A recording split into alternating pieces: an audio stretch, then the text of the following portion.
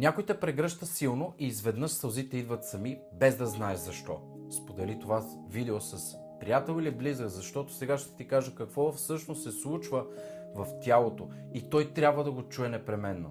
Това е един от най-силните знаци, че в теб нещо започва да се отпуска. И точно прегръдката отключва това, което години си държал затворено в теб. Хората се срамуват от тези сълзи. Извиняват се, не знам какво ми стана, опитват се да ги спрат. Не дейте. Тези сълзи не идват от слабост. Те идват от тяло, което най-после се чувства в безопасност. Когато си в тревога, нервната система е в режим на готовност и не пуска емоциите да излезнат. Сълзите се задържат, гневът се преглъща, тъгата се замразява.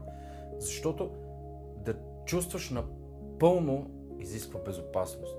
И когато някой те прегърне истински, тялото ти получава сигнал, че вече е безопасно, отпуска се и всичко задържано просто излиза. Това е освобождаване, което не става на сила. Само в присъствието на нещо безопасно. Опитай това. Намери човек, на когото истински се доверяваш и го помоли за една дълга прегръдка. Поне 20 секунди. Без думи, без обяснения. Просто присъствие. Ако сълзите дойдат, остави ги. Ако не дойдат този път, добре, може би следващия.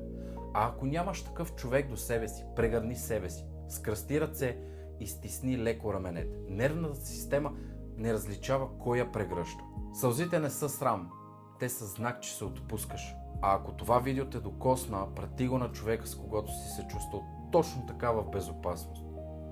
Утре започвам нещо ново. Тялото има карта на емоциите и науката го потвърждава. Не забравяй да ме последваш, за да не изпуснеш утрешното видео.